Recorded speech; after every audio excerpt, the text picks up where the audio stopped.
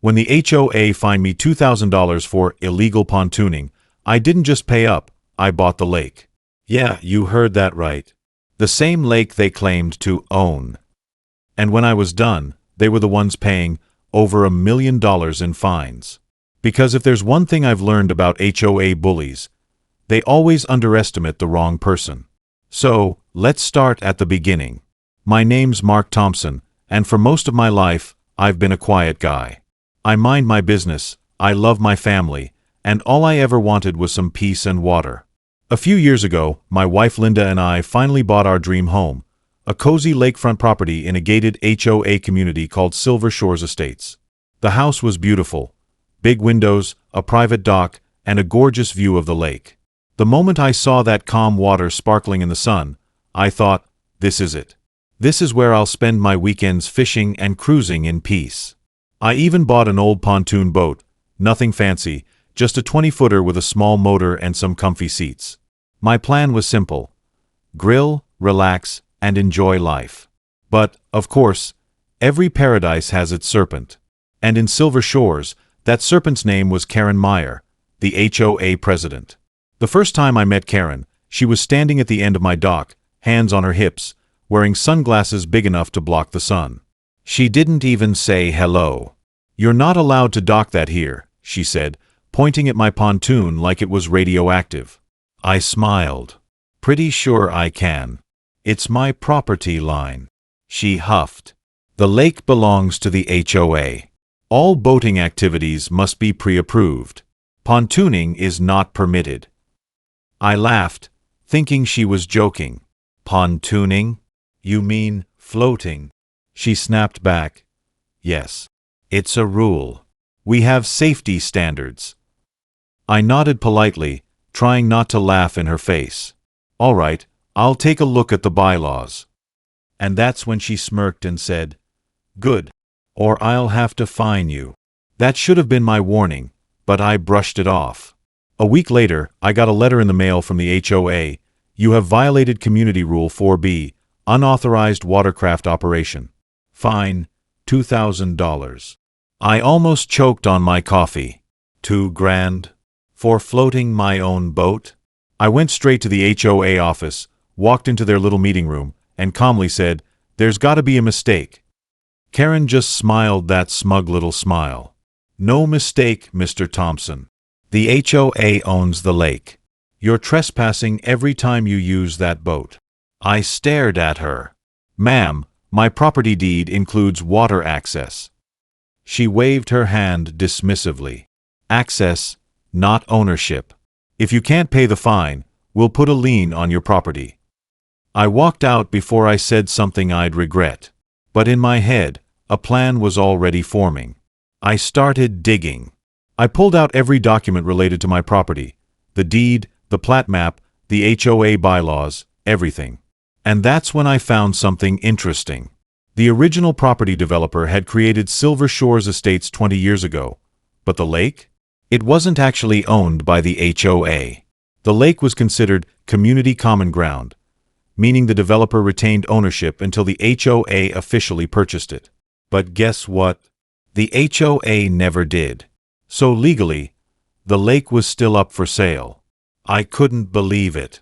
The HOA had been acting like they owned the lake for years, fining people, banning boats, even collecting maintenance fees. But they never bothered to legally transfer the deed. So I made a few calls. Found the old developer's contact info.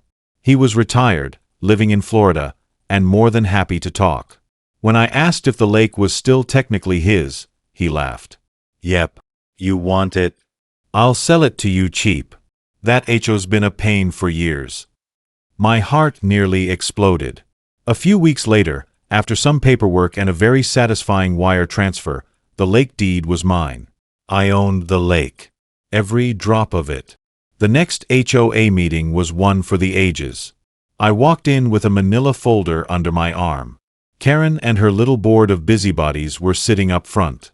She smiled, fake as ever. "Mr. Thompson, here to pay your fine?" I grinned. "Actually, no. I'm here to discuss ownership." I laid the deed on the table. "As of last week, I own the entirety of Silver Lake. Karen blinked. That's impossible. The HOA owns the lake. No, I said, pointing to the paperwork. The developer did. Until I bought it. Here's the title, notarized and recorded. Her face drained of color. The other board members leaned in, whispering. One of them said, "Is that real?" I just smiled. Very real.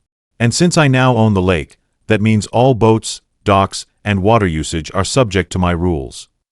You could have heard a pin drop. I gave them 30 days to remove all HOA-owned signage around the lake. And guess what?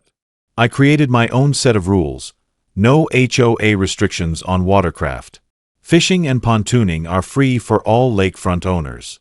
The HOA must pay for any damages they've caused around the shoreline, including removing illegal no boating signs. Karen tried to fight it. She sent me threatening letters, called county offices, even hired a lawyer. But the lawyer looked at the title and said, "He owns it fair and square." Then came the real fun part. See, during my research, I found that the HOA had been illegally charging lake maintenance fees for nearly a decade, even though they never owned the lake. They collected over $1 million in lake access fees from residents, all under false pretenses. So, I hired my own attorney and filed a formal complaint with the county's Department of Real Estate and Common Interest Communities. Within weeks, the investigation launched. And when the report came out, it hit like a bomb.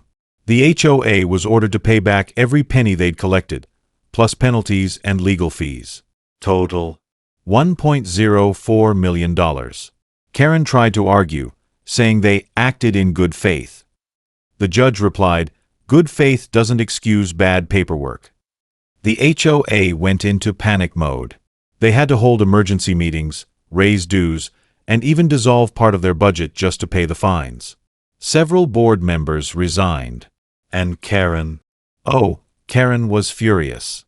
She confronted me one last time at my dock. "You destroyed this community," she yelled. "Do you have any idea what you've done?" I looked her straight in the eye and said, "Yeah, I gave everyone their lake back." She stomped off, screaming something about lawsuits that never came. These days, the lake is peaceful again. On weekends, families bring out their boats, kids fish off the docks, and neighbors actually talk to each other. We even formed a new community association, one that actually listens to residents instead of bullying them. Sometimes, when I'm out on my pontoon with a cold drink in hand, I see Karen walking by the shore. She doesn't say a word anymore. She just glares. And I can't help but smile. Because the same HOA that fined me $2,000 for pontooning ended up paying over $1 million because they messed with the wrong guy. So what's the takeaway here? If someone tries to use fake authority to control you, don't just roll over. Do your homework. Know your rights. And remember, sometimes the quiet ones aren't powerless. They're just planning. Karen thought she ran that lake. But in the end, I literally owned her mistake. And that's how I turned a $2,000 HOA fine into $1 million payback. If you like this story, hit that like button, subscribe, and ring the bell for more real-life stories where karma hits back hard. Because sometimes, revenge isn't loud, it's legal.